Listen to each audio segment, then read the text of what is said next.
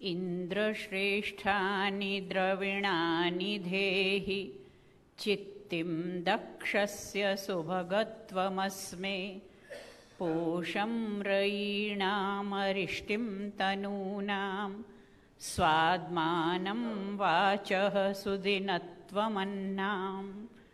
ॐ नमः शम्भवाय च मयो भवाय च नमः शङ्कराय च मयस्कराय च नमः शिवाय च शिवतराय च ॐ शान्तिः शान्तिः शान्तिः। नमः सभाभ्यः सभापतिभ्यश्च। सभाध्यक्षाः श्रीमन्तः डॉक्टर केशवराजपन्थी महोदयाः, नेपालस्थस्य नीति अनुसंधान प्रतिष्ठानस्य कार्यकारी निदेशकाः, परमसम्मान्याः मुख्यातिथयः श्रीमन्तः शक्तिबहादुर बस्नेत महाभागाः, नेपाल सर्वकारस्य ऊर्जा जलस्रोत सिंचन मन्त्रिणः, आदरास्पदाः श्रीमन्तः दिनेश कामत महोदयाः, संस्कृत भारत्याः संगठन सचिवाः, श्रीमन्तः सारस्वतात अतिथयः प्रोफेसर यादव प्रकाश लामिछाने महोदयाः, काष्ठमण्डपस्थस्य नेपाल संस्कृत विश्वविद्यालयस्य कुलपतयः, स्नेहास्पदाः विशिष्टातिथयः श्रीमन्तः श्रीनिवास वरखेडी महाभागाः, दिल्लीस्थस्य केन्द्रीय संस्कृत विश्वविद्यालयस्य कुलपतयः, अस्य कार्यक्रमस्य सूत्रधाराः, सम्मान्याः श्रीमन्तः दीपक कुमार अधिकारी महोदयाः, काष्ठमण्डपस्थितस्य नीति अनुसंधान प्रतिष्ठानस्य निदेशकाः, नेपाल संस्कृत विश्वविद्यालयस्य बौद्ध दर्शन विभागे आचार्याः श्रीमन्तः काशीनाथ न्योपाने महाभागाः, संयोजक महोदयाः, अपि च सभाभवनम् अलङ्कुर्वाणाः अभिरूपशिरोमणयः विद्वत्तल्लजाः, संस्कृतानुरागिणः भ्रातरो भगिन्यश्च।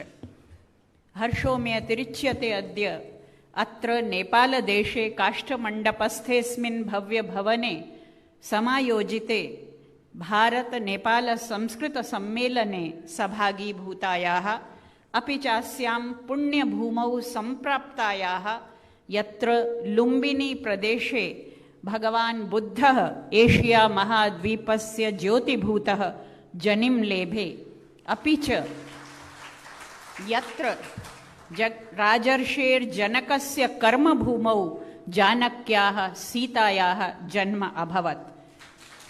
अतएव इयं भूमिः अस्माकं भारतीयानां कृते तीर्थभूतेति नास्ति संशीतिलेशः। आदौ तावत् श्रीमद्भ्यः राममाधवमहोदयेभ्यः स्वीयं कार्तज्यं ज्ञापयामि, येषां सस्नेहम् आग्रहेण अहम् अत्र आगन्तुम् अशक्नुवन्। मान्यः, सप्रश्रयं विनिवेदयामि यन्मया परेशानुकम्पया संस्कृतमाध्यमेन भारतीयदर्शनाध्ययनस्य अवसरो लब्धः, तत्रापि च विशिष्य वैशेषिकं दर्शनं मया अधीयते। जानन्त्येव विचक्षणाः संस्कृतविद्वांसः यन्न्यायवैशेषिकयोः दर्शनयोः अनुमानप्रसङ्गे पञ्चावयववाक्यस्य सङ्कल्पनं विहितम्। एतेषु पञ्चावयवेषुपि हेतुः लिङ्गं वा अतिशयितं महत्त्वं भजते। तदनुसारं विचार्यमाणे मम मतौ नेपालभारतयोर्मध्ये सांस्कृतिकसम्बन्धपोषकाः पञ्चहेतवः आधारस्तम्भाः सन्ति।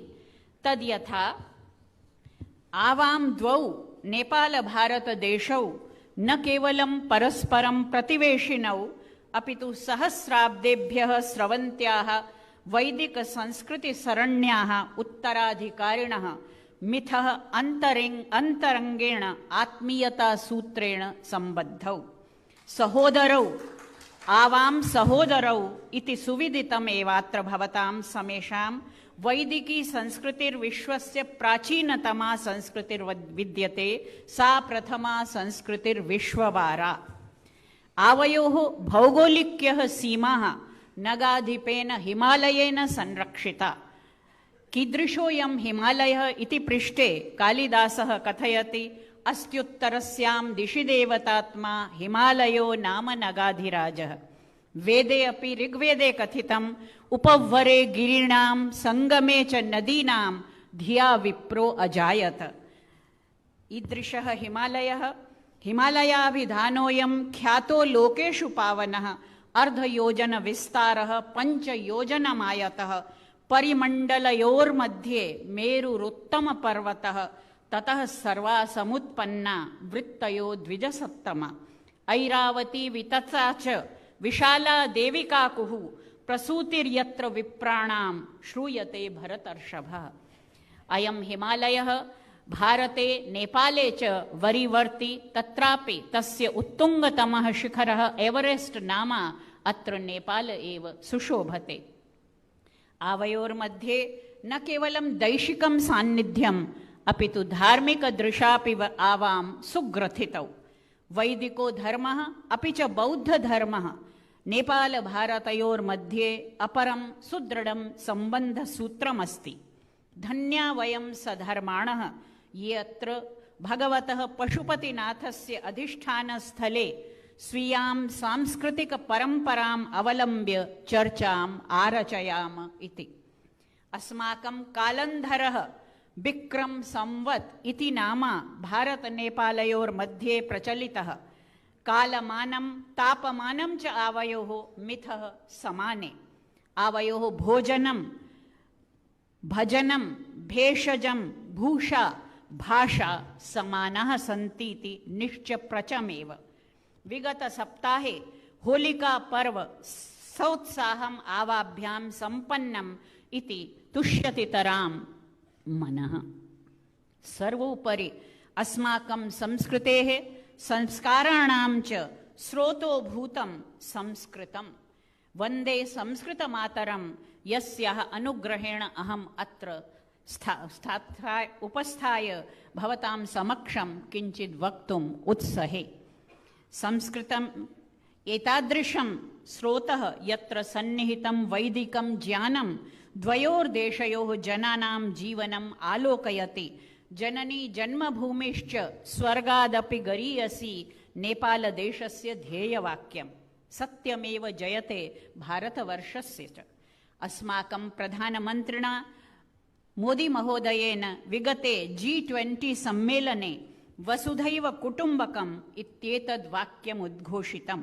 अपि च एका भूमिः एकं कुलम् एकं च भविष्यद् इति ध्येयवाक्यं प्रवर्तितं। One earth one family one future. अतएव संस्कृतं खलु आवयोः आचार विचाराणां धर्म कर्म संस्काराणां पर्व उत्सव परम्पराणाम् अपि च पूर्वज प्रदत्त दायानाम् उत्सभूतमिति संरक्षणीयं संवर्धनीयम्। नेपाल भारतयोर्मध्ये घनिष्ठ सम्बन्धस्य आत्मीय सम्बन्धस्य च सुदृढतमः आयामः संस्कृतम् एव इत्यत्र नास्ति सन्देहावसरः। नेपालदेशीयैः विद्वद्भिः संस्कृतस्य संरक्षण प्रचार प्रसारेभ्यः महान् श्रमः विहितः विधीयते च। अद्यापि काशीनाथ न्योपाने, ओमनाथ बिमली, आचार्य बालकृष्ण सदृशा बहवो संस्कृत विद्वांसः अत्रत्या एव। अस्माकं सम्मिश्र समृद्ध शास्त्र परंपरायां योग आयुर्वेद ज्योतिष इत्यादयो विषयाः प्राचुर्येण पठ्यन्ते अभ्यस्यन्ते चापि। भारतम् अतिरिच्य नेपाल एव एकमात्रम् अपरो देशः यत्र स्वतन्त्र संस्कृत विश्वविद्यालयः स्थापितः। मान्याः, अस्माकं सम्बन्धः वरवधू पक्षयोः सम्बन्ध इव सुकुमारः किन्तु सुदृढतरः। विगत जनवरी मासे अयोध्या नगर्यां प्राणप्रतिष्ठा समारोहावसरे जानक्याः पितृकुलात् नेपालदेशतः बहुमूल्यानि उपायनानि प्रेषितान्यासन् इति विदितमेव अस्माकं समेषाम्। त्रेतायुगाद् आरभ्य अद्यावधि पर्यन्तं प्रचलन्निदं स्नेहसूत्रम् एव आत्मीयतायाः संवर्धकं भूयात् इति कामयमानाः वयं सर्वे संस्कृतजीविनः संस्कृतसेविनश्च कृतसङ्कल्पाः भूयास्म इत्येव प्रार्थयेऽहम्।